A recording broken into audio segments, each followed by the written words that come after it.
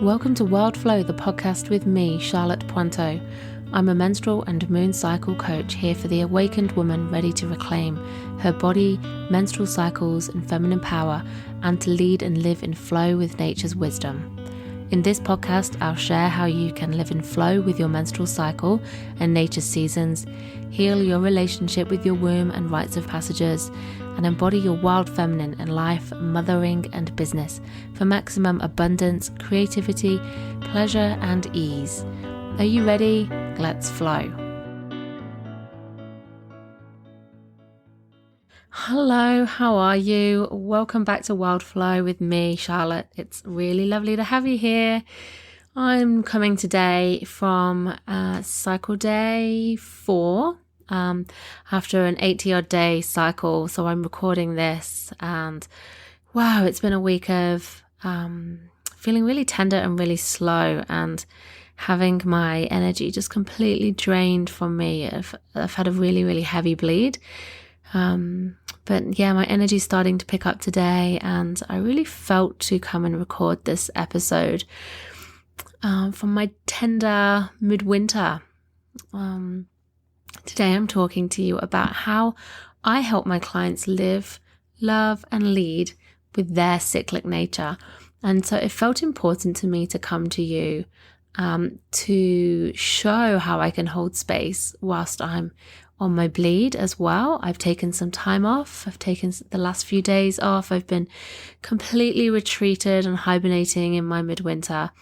Yesterday I was on the couch all day. I had my 3 children around with me, and really I just took my foot off from holding the space and the rhythm of the day, and let them watch some TV and free play and draw and read books, and they completely trashed the house, which I have to admit was really frustrating and quite a challenge to sit with, but it was so helpful for me to not feel like I had to stay on top of anything or to keep watching them. I mean, they're very little, and they were safe and they had snacks when they needed it, and I was there present, but I wasn't structuring the day. I wasn't cleaning up after them. I wasn't preparing any activities. I just let everybody be. And for me, it was so powerful to do that. It took quite a lot of mindset work, though. I kept noticing how I had thoughts cropping up into my head like, oh, you should really be doing this. You should really be more present with them. You should be tidying your house, and you shouldn't let it get into this state. And you should not be lying on the couch doing nothing. You shouldn't be letting them watch this much TV. Can you hear a pattern here? Should. So many shoulds. And it was the voice of culture, of other people's expectations, of the pressures that we put onto women and to mothers to be giving ourselves, to be keeping ourselves clean and perfect and tidy, to be being the good mother, and to really be putting aside our needs and to be overriding, to push through. And I think that it's much more important to prioritize rested and well over perfect, tidy, even if that means burning out. So these are some of the things that I really work on with my clients to really honor their cyclical nature. So I have done that this bleed.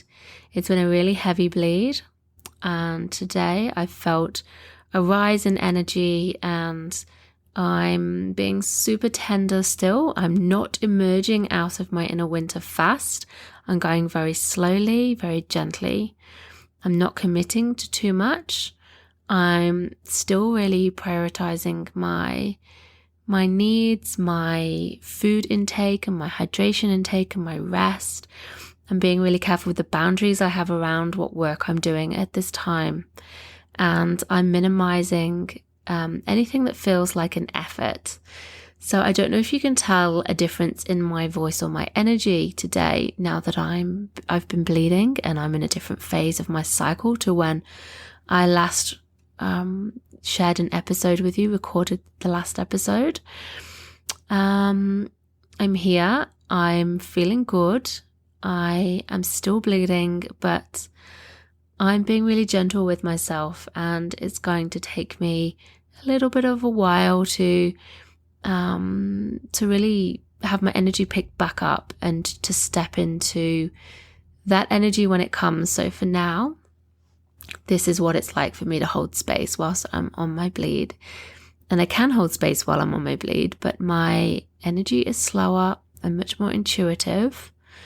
And I'm much more boundaried around how much time I give to holding space for other people. I do much less front-facing work at this time.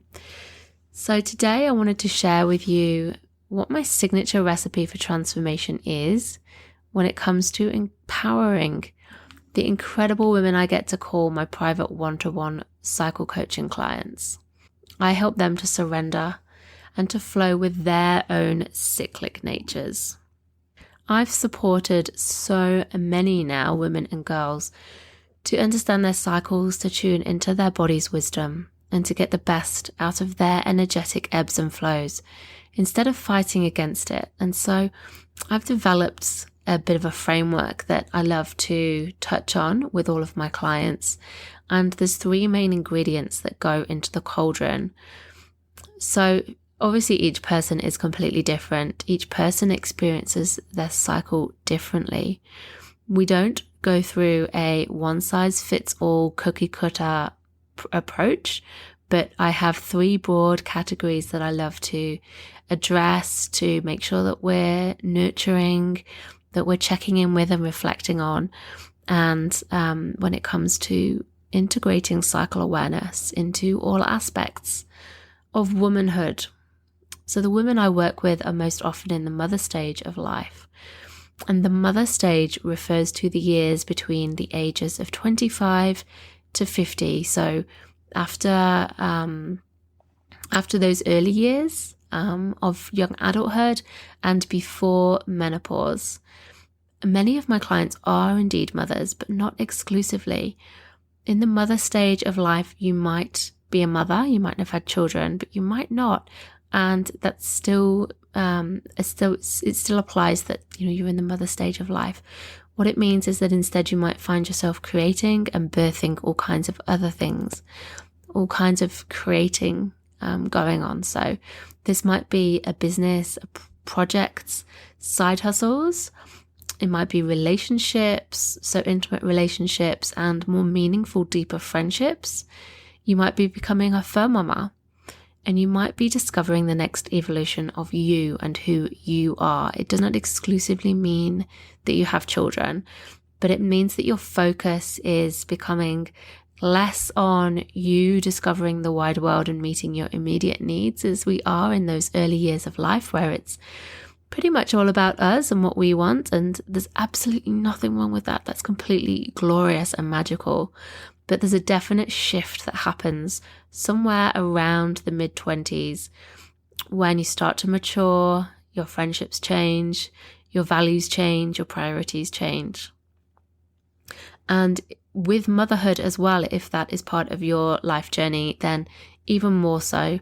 Each time you birth a child, you are evolving as a person as well, and it's a deeper evolution and rebirth of yourself. Every child, I believe, is a rebirth, and it's an opportunity for awakening and deepening your connection to yourself, getting even clearer on who you are and what you're meant to be here for in this world. And this is the stage of life that I work with women at. So before mother was maiden, the maiden years of life. And so this is from the ages of 0 to 25. And it's, you can easily split that into 2. You've got the early years, newborn and early childhood up until menarche, which, on average is around age 12.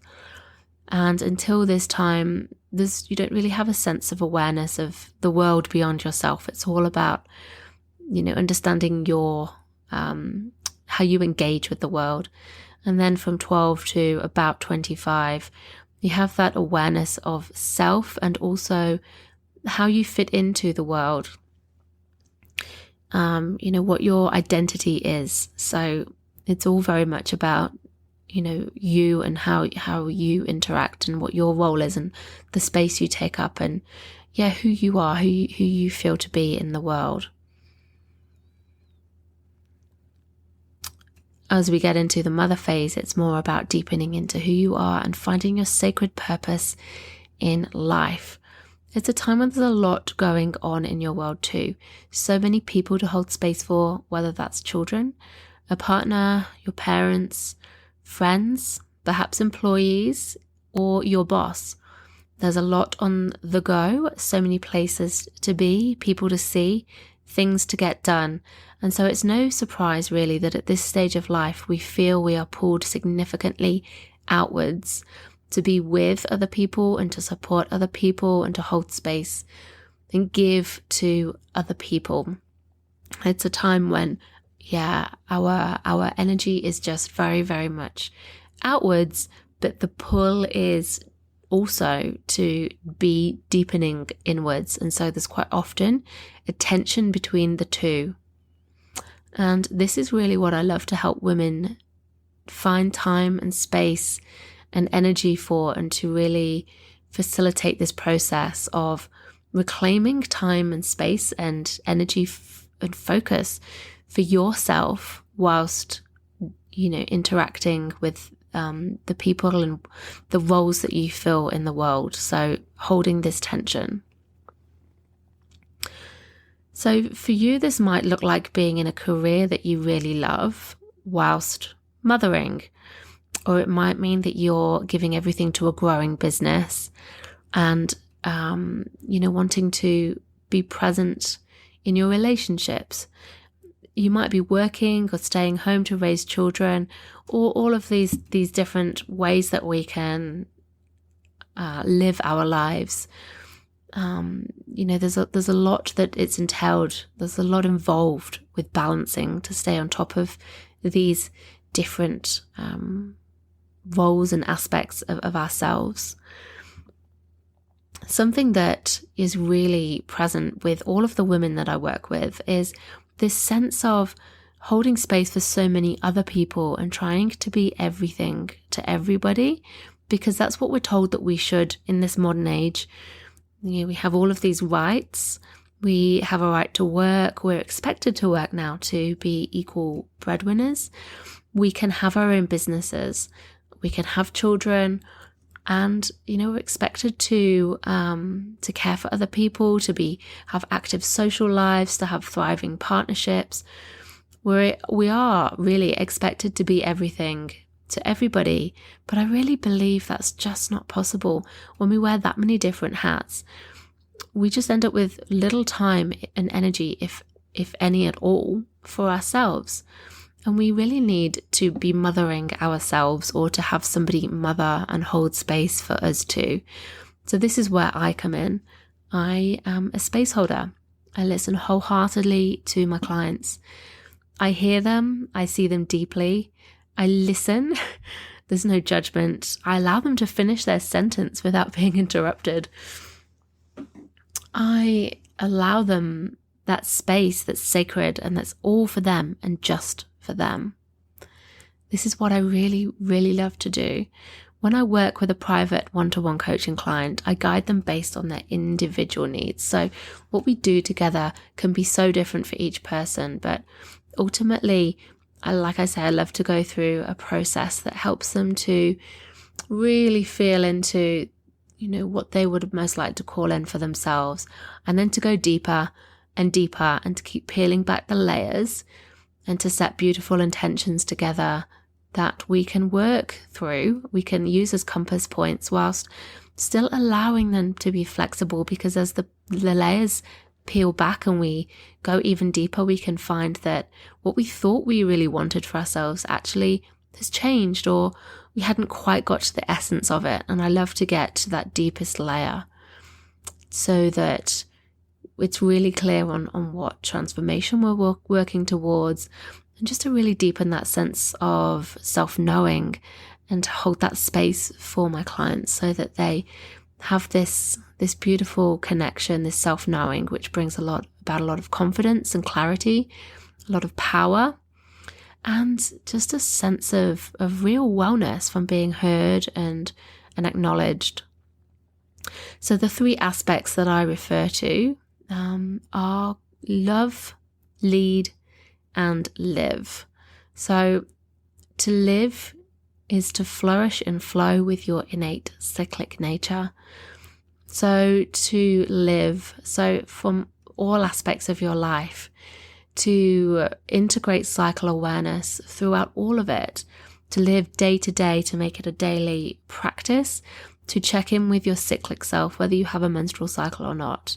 We work with the cycles of nature, and we set up systems and structures, that masculine container, that helps us, the feminine, just flow within that.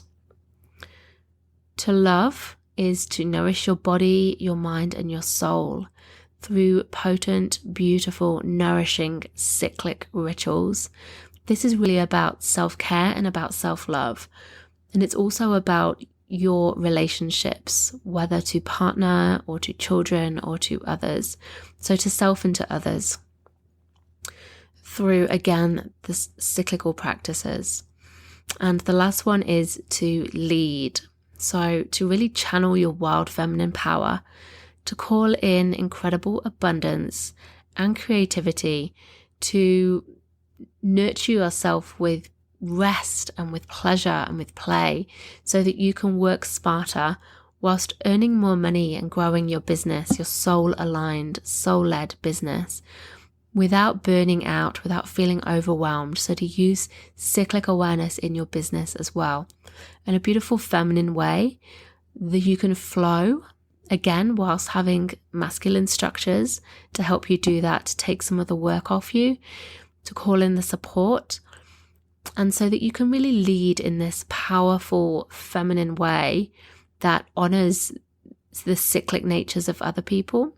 It honors your whole self and all aspects of your life that matter to you, that value your values, the values, what matters to you as well, rather than buying into this 9 to 5 plus hustle culture where we feel like we have to push ourselves and be hyper productive all day, every day, working nights and weekends and filling every little moment that we can with work in order to be successful. It's about rewriting what success means to you. So I'd love to share 3 case studies of clients that I've been working with to really illustrate how you can do this for yourself. So, I'd love you to feel into any aspects of these stories that feels right for you, and to think about some of the things that I've guided these clients through, some of the things that came up for them, and to start to see whether there's anything that is in it for you, anything that could work for you to help you to live more in alignment with your cycle, but also that cyclic feminine approach to live, to love, and to lead. So my first client, a busy single mom of 2 school-age children, has been growing her amazing health-based business. And this client felt like she had no time for her creativity, productivity before the end of the school day, before it was time to go pick up. And she often felt frustrated by the very many hats that she had to skillfully balance to be there for her kids, to perform well at her job, and to grow her business. She found it really challenging to pursue her own interests and find meaningful ways of nurturing herself throughout the stickier points of her cycle. She felt really unsupported in her life as well, because she was having to do it all alone as a single mom. And so she absolutely thrived when we began a cycle charting practice for her, a daily ritual that felt like a beautiful structure and a touch point for her to check in with herself daily.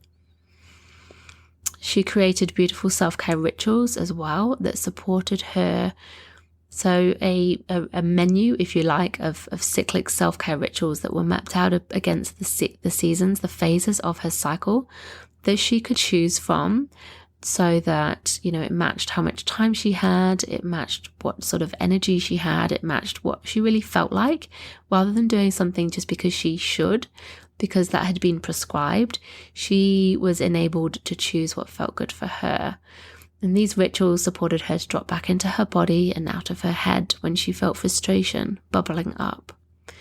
And at the close of our time together, she felt so much more supported because she realized that she could call in the support from people who were around her, who she didn't initially feel she could ask, but also she found ways to give herself the support that she really needed. She was able to work less hard to make more money working with her dream clients. She created powerful boundaries that helped her to do less of what she felt she should be doing and to invoke more play and fun into her life.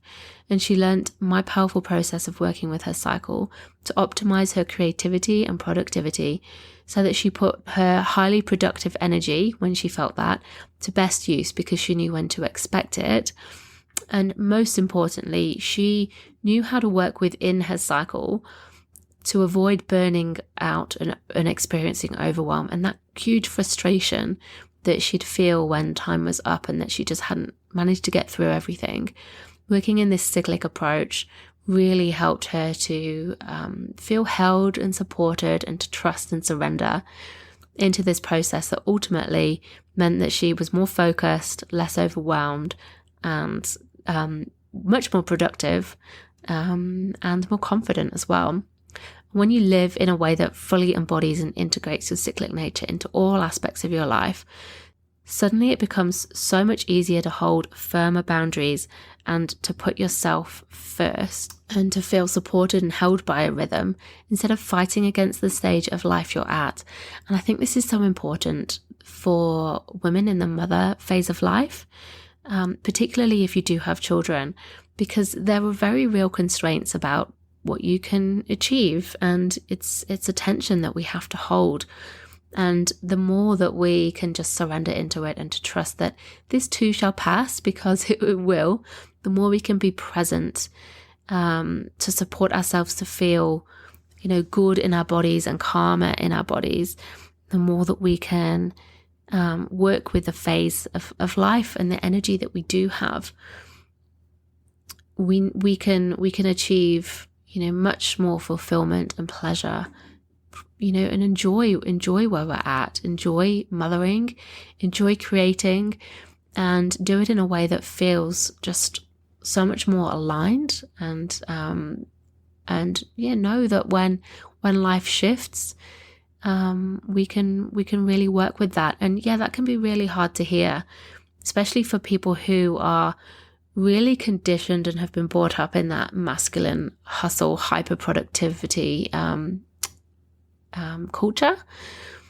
But I truly believe that this is the key to using this cyclic approach is really powerful to help us to be present in whatever we are doing. So when we're mothering, we're mothering. When we're working, we're working.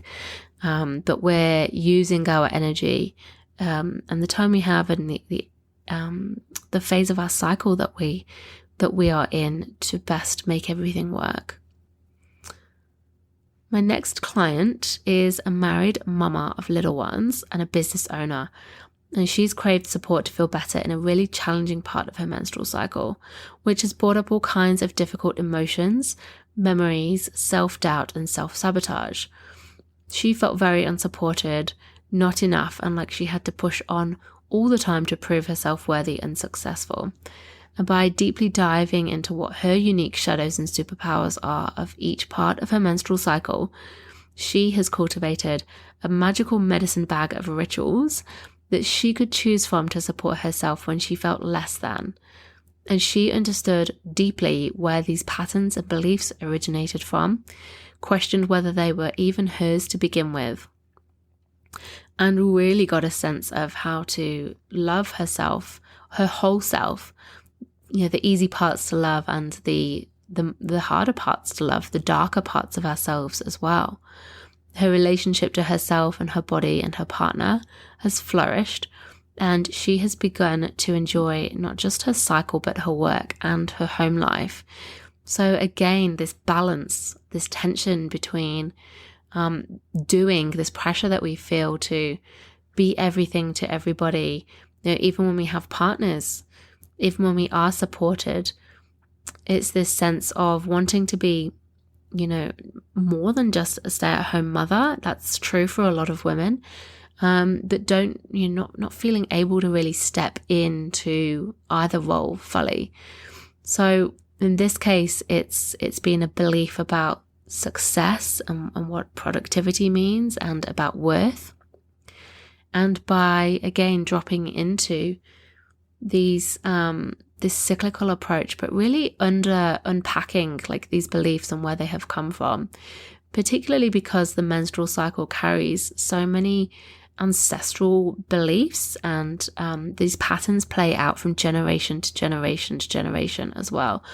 And through looking at the menstrual cycle, the experiences of our rites of passage, so how we experienced our menarche, our first bleed, how we experienced childbirth if we are mothers, is really holds a lot of clues into how our mothers and grandmothers as well experienced these patterns, and experienced how they felt and what their role and worth was, as well as of being a woman. And it does play out so powerfully. So when we look at all of this, we can pick apart the beliefs and the patterns and see what we've inherited, what we feel to be true, and to start changing some of these beliefs and like cutting ourselves free from ancestral patterns. It's really, really powerful how the menstrual cycle is such a lens for so much that really, like so many parts of ourselves that we just wouldn't believe came through from our ancestry and are carried through our womb stories. Self-love is essentially how we feel about ourselves, isn't it? And our body and our menstrual cycle is such a massive part of this. I don't think it's possible to truly claim to love ourselves unless we love and accept all parts of ourselves, including the messy bits, the dark bits, and our full spectrum of emotions. And this Western culture really denigrates emotions for being uncomfortable, impractical, unpredictable. And women in the menstrual cycle are the embodiment of that. And if we are to seriously and sustainably change how we feel about ourselves, to live out our fullest potentials, to choose us and our happiness first and foremost, and to thrive in the modern era, we really have to learn to accept and love our body, our emotions, our blood, our menstrual cycles, our cyclic natures. And lastly, meet my third epic client, a brilliant business owner and mother of two who was also working part-time in a family business. A courageous, inspiring, savvy and ambitious woman, highly capable of incredible productivity between school pickup and drop-off. But really, this sacrifice meant that she lost all time for herself and found her self-care to be non-existent. She knew what felt good to her. She could tell me what self-care meant to her, but she just didn't feel able to choose her own rest, pleasure, and fun without feeling the grips of guilt wrapping around her so tightly. For her, success meant output, and she had such a massive to-do list, and all she really felt she could do was just keep the pedal to the metal, even though her happiness and health suffered. In this, she was so busy. She had dreams of her own, and really it all had to kind of sit on the back burner because it was like survival. It was just keep going in the hamster wheel. You see the patterns that keep cropping up through all the different clients. But after our time together, she had mapped out her calendar work month with all of her tasks, and she'd aligned them up to the different phases of her menstrual cycle so that she was able to optimize her cyclic energy and nature. So she was able to be highly productive when her energy was naturally supportive of that. She used her pre-ovulation phase to create and to plan and to really, map out. and to flesh out ideas as well, and to you put these schedules together, she used her premenstrual phase to evaluate and to assess and to look back and reflect and refine. She was much more able to call in rest and play, and she factored that in across her cycle. She decided what her daughters could do for themselves and what her husband could do for himself. She called in much more support, and it freed up so much time and energy, and got rid of the guilt so that she could start to think about what she truly wanted. And it was incredible to witness the change that she went through. She began to value rest and to play, and she understood how connected it was, with productivity. She wove in beautiful rituals, more social plans that felt good to her, more family and alone time into her routine. And she felt that she could lead and prioritize her own business and her own dreams and goals without her other work suffering, and most importantly, without her health suffering. So no more burning out. And since she's gone on to grow her business, it's just really awesome to watch. The changes, the up-leveling, the ease that she is embodying, and how light and guilt-free she felt at the end of it. We really can't be everything to everyone all the time, no matter what our culture tries to tell us. When we try to, we just break and fall apart. The cycle, whether that's your menstrual cycle or the natural cycles in the world around us, reveal their clues to how we can build and live, love, and lead using this cyclic framework in our businesses, in our family lives, and in our own personal growth and self-care, so that we can work smarter, not harder. We can enjoy life and business much more. We can be much more present as mothers. We can earn better money whilst we do it, and we can banish burnout for good. I really love to empower my one-on-one clients to do this, to find a sense of flow and to flourish by embodying and integrating the cycles and the seasons. It's how we used to live, and all we have to do is remember. And often, women are just looking, my clients are looking for permission. They want external permission to be able to do this without feeling guilt on some level. But really, we just need to be able to give it to ourselves. So I'm more than happy to hold space, to hold up a mirror, to help my clients to see, the wisdom that they already hold within themselves, and to find ways to really integrate this and to hold loving boundaries that works for everybody. So I'd love to know, does this resonate with you? What successes have you had from using cycle awareness in your life? If you haven't, what has been holding you back? If you're looking for a space holder to guide you back into your body's wisdom, to live, love, and lead and flow with your cyclic nature, then I'd love for you to apply to work with me in my private one-on-one menstrual and moon cycle coaching.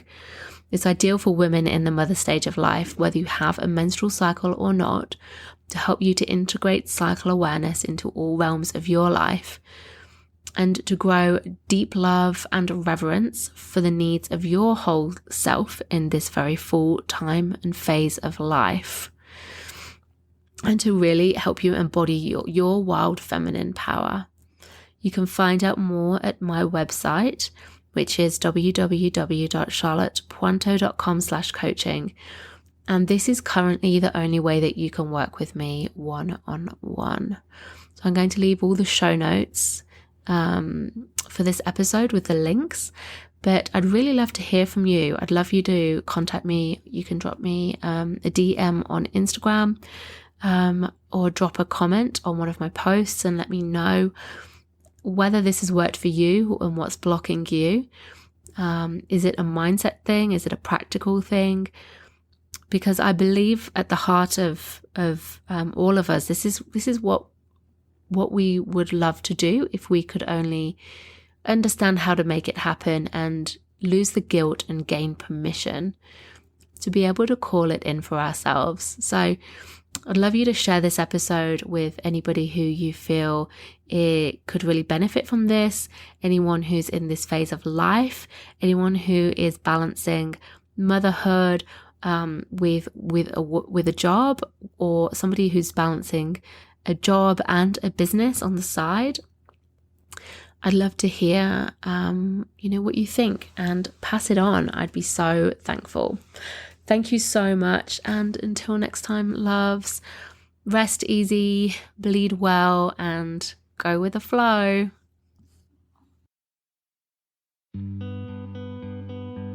Thank you so much for listening in. If you're loving this podcast and you'd love to help me spread the wisdom shared, please leave a review or rating, or share this with somebody who you think would love to listen in. I'm really passionate about creating ripples of change and getting this information to more women, girls, and people with a cycle so that they can reclaim their cyclic natures too. And if you'd love to dive in deeper with learning more about how to connect with your cycle and rites of passages, come and join our free Wild Flow Circle community, or choose a course and learn with me on my online learning hub. All the links are in the show notes.